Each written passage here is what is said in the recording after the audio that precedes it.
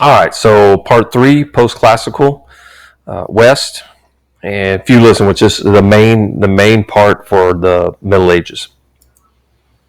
So feudalism, the way it works, to protect themselves from violence and provide basic economic needs, people throughout Western Europe adopted that system we talked about with the Franks. So the kings offered nobles a grant of land known as a feud or a fief. That's where feudalism comes from, in exchange for loyalty and service. Noblemen, known as vassals, gave homage or allegiance to the king. This new order, known as feudalism, helped people survive the breakdown of the central government, the loss of the Roman Empire.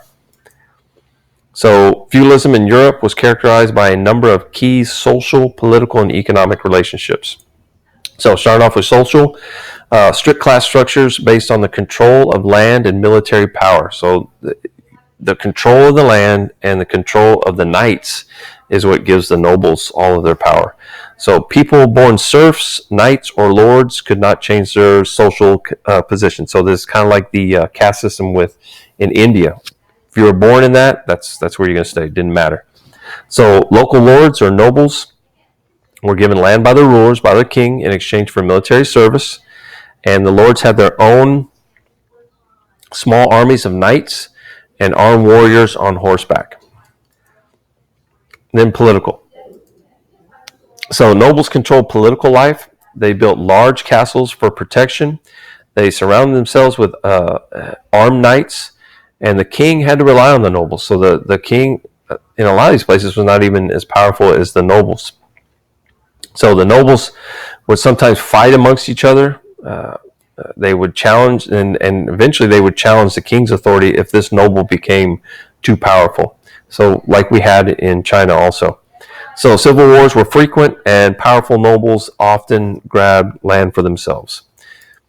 And the last part, economic. So during feudalism, most people lived on the manor. So you had a castle, and I'll show you a picture of it here in just a second. And the manor consisted of the lord's house, which was the castle, the peasant living quarters, which was kind of outside of the area. And then this is all known as manorialism. So each manor produced its own food, clothing, and shelter. So it's self-sufficient. You didn't have to go anywhere else. You didn't have to go into town or anything like that, which you're staying away from because all order is gone in cities and things like that. So manors varied in size depending on the lord's wealth. So the wealthier a person was, the bigger the castle was. And every noble had at least one manor. So this is kind of the setup. You had the manor. This is going to be the house of the noble, and then he would also have his knights, and this would end up being the entire castle. Pasture is where you're going to have the sheep, goats, and things like that. You're going to have workshops. You're going to have places for the peasants to live. Each manor had its own church, and what you had was 3 different fields. And because they didn't know about fertilizer and enriching the soil and things like that, they had to leave one field just would grow natural vegetation. Another field would actually be used for the food for that time.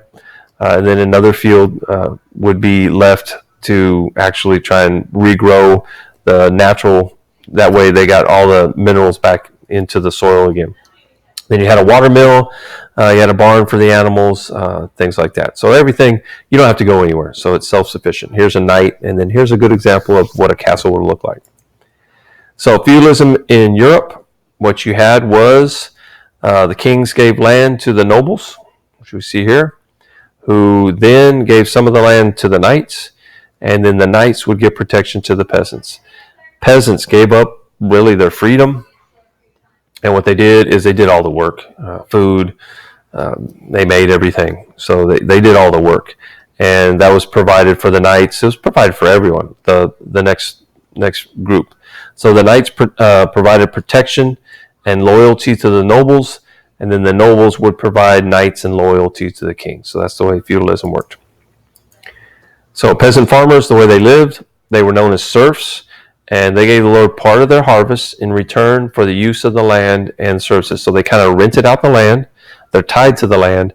They worked, and then the food that they grew, they would give that to the noble, and they would end up keeping some of it for themselves, hopefully if they grew enough. And the Lord protected the serfs from attack from outsiders.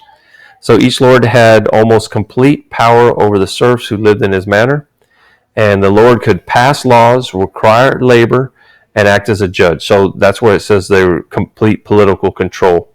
Serfs were bound to the land and had no voice in most matters. They couldn't leave the land. So farming in the Middle Ages, farmers lacked specific knowledge of how to enrich soil and or how to rotate crops. So each year, 2/3 of the land was usually cultivated, letting the other one remain fallow, in other words, uncultivated, so that it could grow, like I said, it grow the natural weeds or whatever you wanted in there. That way it got back its fertility. So this is known as the three-field system. One field was devoted to winter crop, which you saw in the manor where they were tilling it up. The other one would have been the summer crop. So it was tilled, but it was waiting. And then the last one just would have natural vegetation. So farm animals were often small. You didn't have all the things that we have today to enlarge animals, steroids and things like that.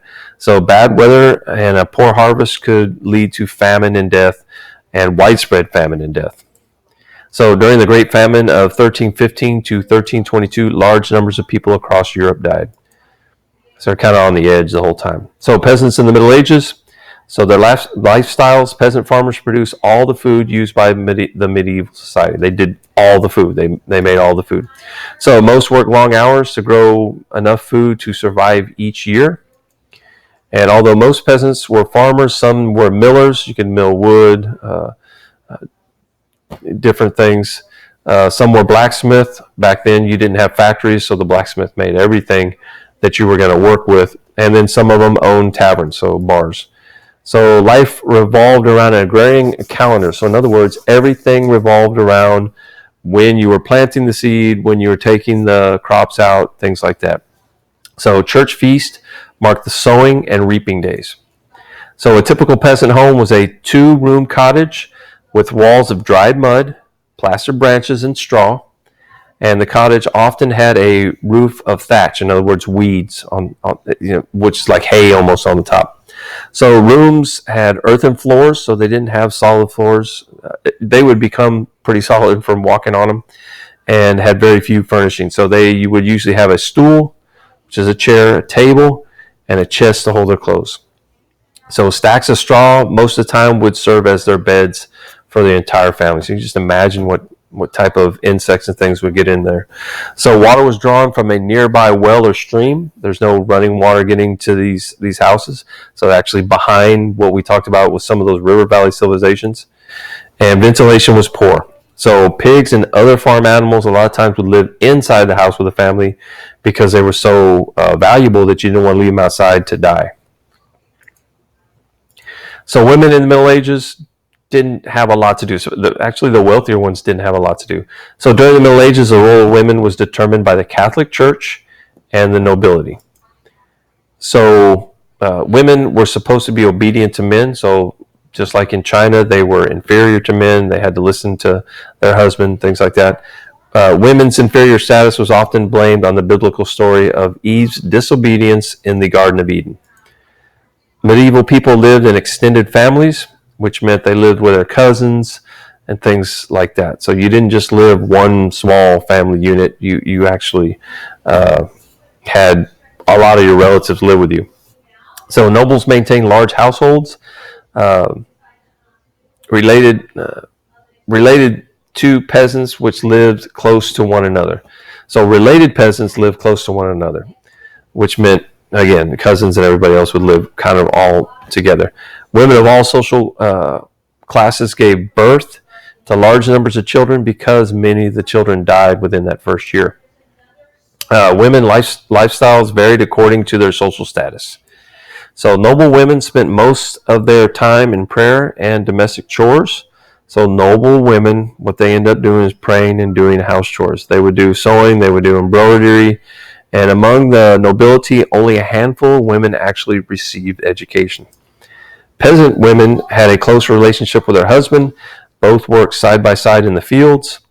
So women ran the house and they looked after the livestock.